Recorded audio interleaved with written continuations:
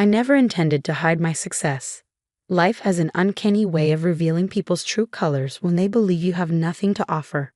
My name is Emma Chin, and I've always known that appearances can deceive. Growing up in a modest apartment above my parents' tiny grocery store in San Francisco's Chinatown, I watched them pour their lives into 14-hour workdays just to ensure there was food on our table and a chance for me to succeed. Their lessons shaped me. True worth isn't measured by wealth, but by character and determination. Emma, mai tin du shaik sin dijihui, my mother would say every morning as she straightened my collar, her hands worn from labor but tender as silk. Each day is a new opportunity. While my peers were playing video games or watching TV, I was helping stock shelves, learning inventory management, and poring over accounting books. My father's old calculator became my toy, and numbers my steadfast companion. But beyond the math, I absorbed the ethos of their work. Respect every customer, no matter what they could afford. Treat everyone like family, my father would say. You never know their story. Their sacrifices bore fruit when I earned a full scholarship to Stanford's business school. The day I received my acceptance letter, my mother cried, and my father closed the store early for the first time in 2 decades. We celebrated with a feast of dumplings and my mother's special red bean soup. At Stanford, I worked relentlessly, channeling the grit my parents had instilled in me. Between classes, I developed an innovative supply chain management system that caught the eye of Genesis Tech, a rising Silicon Valley powerhouse. Your algorithm could transform global distribution. Marcus Sterling, their CEO, said during my final presentation, "We'd love for you to join us after graduation." The offer was beyond anything I'd imagined, a senior position with significant stock options. But I surprised Marcus by requesting to start in operations instead, learning the business from the ground up, just like I had in my parents' store. Most people want to start at the top, Marcus remarked, his curiosity piqued. I want to earn it, I replied. How can I lead if I don't understand the foundations? Impressed, he agreed. Officially, I was Senior Vice President of Operations, but few colleagues knew my true title, a secret I preferred. That's how I met James. One rainy Tuesday morning in the company cafeteria, I was immersed in inventory reports when someone jostled my table, nearly spilling my coffee. Oh no, I'm so sorry. A tall man with kind eyes and a crooked tie scrambled to steady the cup. I swear, I'm usually more coordinated. Laughing, I replied, no harm done. I'm Emma. James Wilson. His warm smile tugged at something in me. Let me make it up to you. Coffee's on me. One coffee led to lunch, then dinner, and soon we were inseparable. James worked in marketing, his creative flair complementing my analytical nature. He loved hearing about my work in operations, always curious about my day. You don't just see problems, he said one evening as we strolled along the bay. You see solutions. When he proposed 6 months later, I said yes without hesitation. It wasn't until we began planning the wedding that I encountered his mother, Victoria Wilson. Our first meeting took place in their Pacific Heights mansion, a monument to old money. Victoria greeted me from atop a marble staircase, her demeanor icy. So, she began surveying me through designer glasses. You work in operations? She practically spat the word. Yes, I said evenly, offering no further explanation. And your parents? They own a grocery store in Chinatown. Small business owners, she murmured, exchanging a look with her husband. Well, everyone has to start somewhere. James squeezed my hand but said nothing, a red flag I chose to ignore. In the weeks leading up to our wedding, Victoria's subtle digs and overt meddling became routine. She dismissed my preferences as charmingly simple and insisted on orchestrating everything. Darling, she'd say, patting my hand as if consoling a child, leave it to those who understand these things. Even my wedding dress, a modern design with traditional Chinese accents, became a point of contention. But dear at the street Francis, wouldn't you prefer something more appropriate? This is appropriate, I replied firmly. It honors both cultures. She pursed her lips. Well, I suppose it's your decision. Though James's first girlfriend, Caroline, always had such elegant taste. European, you know. James, yet again, said nothing. Despite Victoria's interference, the wedding was beautiful. My parents sat in the front row, tears glistening in their eyes. Meanwhile, Victoria held court, regaling her bridge club with tales of James' accomplished cousins. Of course, not everyone marries up, I overheard her say, her tone dripping with disdain. Post-wedding life didn't ease the tension. Monthly family dinners became tests of patience as Victoria's barbs continued. Emma, dear, could you help the housekeeper clear the table? You must feel more at home in the kitchen. Or, James, Caroline just made partner at her law firm. Isn't it inspiring when people reach their full potential? By Christmas, Victoria announced a grand holiday dinner, emphasizing, everyone who matters will be there. Everyone who matters, I echoed. Yes, well, you understand. Family. James stared into his wine glass, silent as always. What Victoria didn't know was that her Christmas dinner would unravel her assumptions in ways she could never predict. But that's a story for another time. We arrived at the Wilson mansion at exactly 6 o'clock. True to form, Victoria had spared no expense. Thousands of twinkling white lights adorned the 3-story facade, and an enormous wreath with a gold bow graced the front door. Through the frosted windows, I glimpsed a dining room that looked like a luxury magazine spread, complete with towering floral arrangements and gleaming crystal. James, Emma, Victoria greeted us, her smile just as polished and cold as the silverware inside. She wore an elegant designer gown, undoubtedly more expensive than what she imagined I earned in a year. James, darling, everyone's gathered in the living room. Emma, perhaps you could lend a hand in the kitchen with the appetizers. Mom, James began, but I touched his arm lightly. It's fine, I said, my voice calm. Victoria's lips curled in a smug smile. So considerate. That's what we love about her, isn't it, James? Always willing to pitch in. James offered a weak laugh and followed her into the living room, leaving me alone in the hallway. In the kitchen, I found Maria, the Wilsons' housekeeper of 15 years, commanding a small team with the precision of a general. When she spotted me, her warm smile reached her eyes. Mrs. Emma, what are you doing in here? You're a guest. Apparently not, I replied with a wry smile. Still, I rolled up my sleeves and began helping her arrange the smoked salmon canapés. The doorbell chimed again, followed by Victoria's delighted exclamations as more guests arrived. Among the voices, one stood out, Caroline. Of course, James' ex-girlfriend had somehow found her way onto the guest list. When it was time for dinner, Maria and I carried the appetizers into the formal dining room. The sight that greeted me was as grand as I'd imagined. A massive table set for 24, each place adorned with Waterford crystal and antique silver. Name cards, written in Victoria's flowing calligraphy, marked every seat. I walked the perimeter of the table, scanning for my name. It wasn't there. Oh, Emma, Victoria's voice rang out, syrupy with fox concern. We're just a bit tight on space at the main table.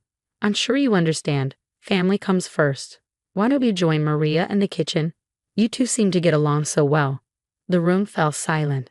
Every eye turned to me, some curious, others uncomfortable.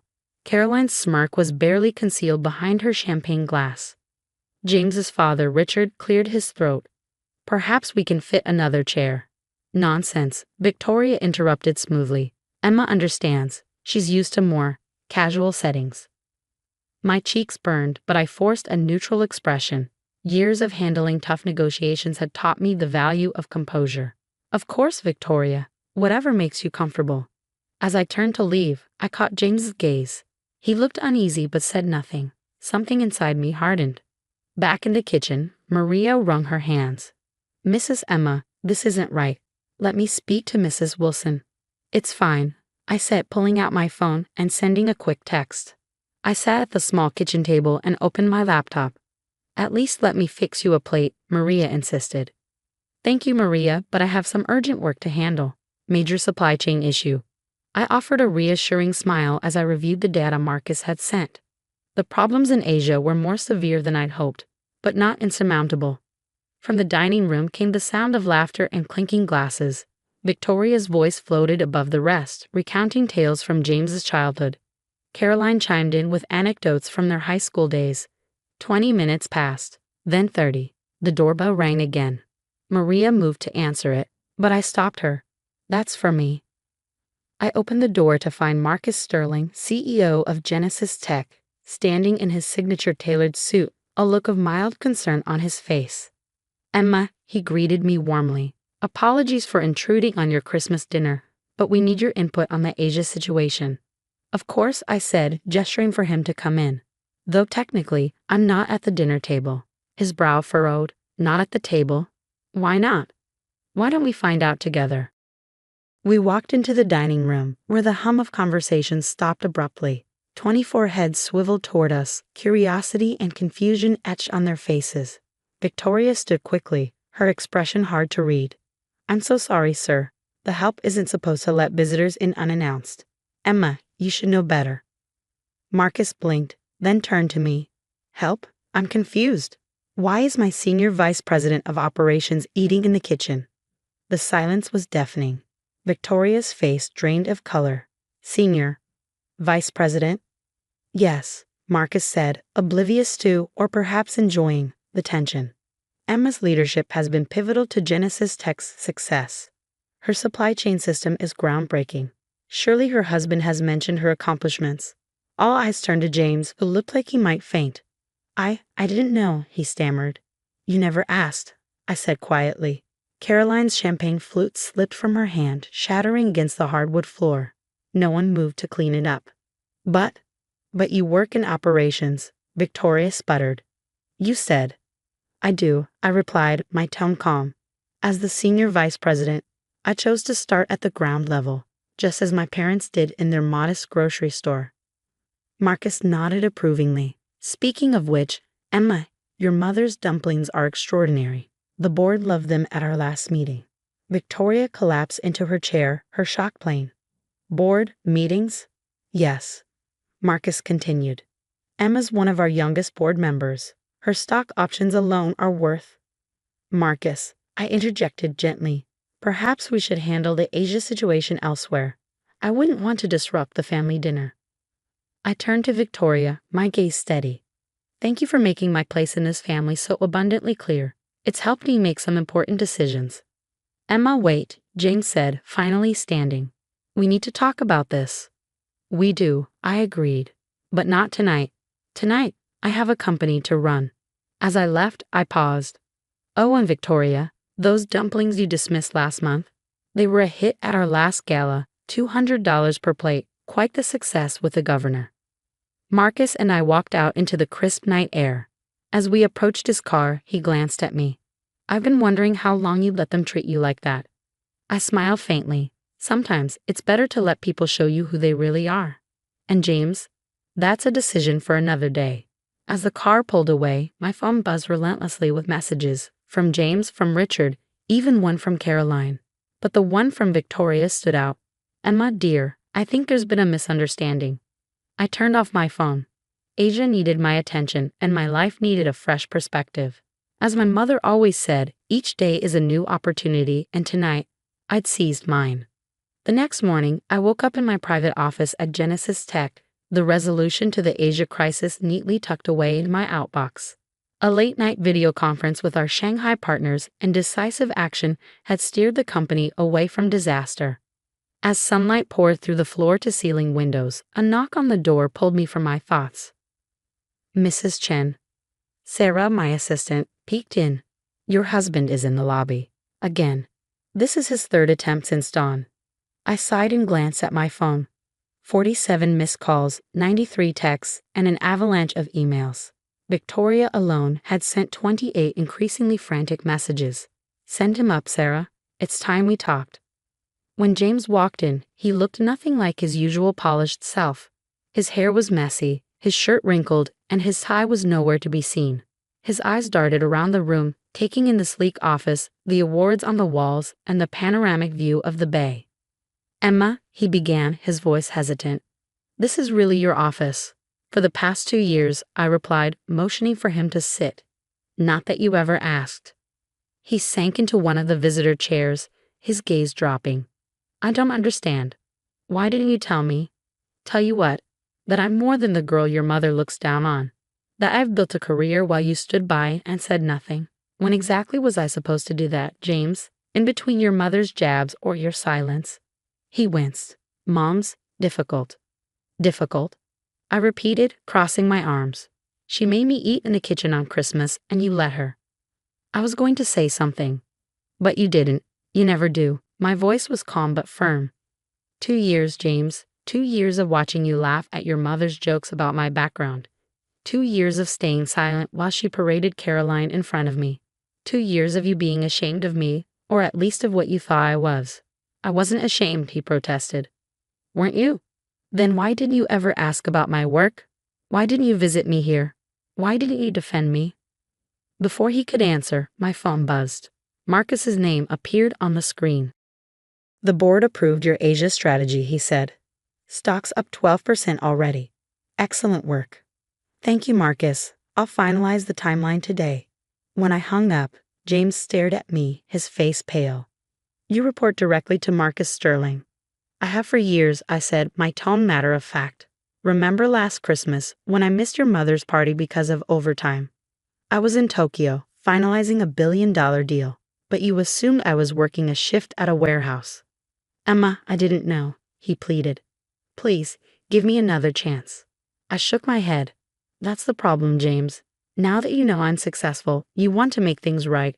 What about when you thought I was just a grocery store girl? Didn't I deserve respect then? The silence between us was deafening, and in it, I found my answer. A knock on the door interrupted us. Sarah appeared again, looking uncomfortable. Mrs. Chen, Mrs. Wilson is here. She's insistent. I nodded. Sent her in. Victoria swept in, dressed impeccably as always, though her usual composure was absent. Her eyes flitted around the room, widening as they landed on my credentials and accolades. Emma, darling, she began, her voice sticky sweet. We need to clear up this misunderstanding. Misunderstanding? I arched an eyebrow. You mean where you made me eat in the kitchen, or where you've spent 2 years treating me like I was beneath you? Her mouth opened and closed like a fish out of water. I didn't know who you were. And that, I said sharply, is the root of the problem. You judge me based on my parents' grocery store. Tell me, Victoria, how much do you think Genesis Tech paid for my supply chain system? She blinked, floundering. I don't. $300 million. Before I even graduated. That modest store taught me everything about respect and hard work. Concepts you still haven't grasped. Emma, James interjected. People can change. Give us a chance to make this right. I opened my laptop, revealing an email from my lawyer. 2 years, James. Have given you plenty of chances. I met his gaze. I'm filing for divorce. Victoria gasped. You can't. Think of James's future. I am, and mine. I stood. The prenup you insisted on. It protects my assets as much as his. And the Pacific Heights mansion. I bought it last year. Check the property records. James sank back, stunned. All this time, while you let your mother belittle me, I was building something real. I pressed a button on my desk. Sarah, please escort Mrs. Wilson out. James, you have until Friday to move your things to your parents' house. Emma, think of what people will say, Victoria exclaimed as security arrived. They'll say what I should have said years ago. Respect isn't earned by a bank account. It's earned by treating people with dignity. I turned to James. Your mother spent 2 years trying to make me feel small. She only succeeded in showing me how small she is. As they left, I stood by the window, watching the fog roll over the bay. A text from my mother appeared on my phone. Mai tan du shaik sin de jihui. Each day is a new opportunity. Smiling, I drafted a press release about Genesis Tech's triumph. The stock would close at a record high that day. But my true success wasn't in the numbers. It was in knowing I'd reclaimed my self-worth. 6 months later, I closed another quarterly report. The divorce was final, the house sold, and Victoria had a new cautionary tale for her bridge club. None of it mattered anymore. Sarah knocked. Mrs. Chen, your parents are here for lunch. I closed my laptop, smiling. Success isn't about proving others wrong. It's about proving yourself right. And the best revenge? It's not served cold in a kitchen. It's served in a corner office, surrounded by those who saw your worth all along.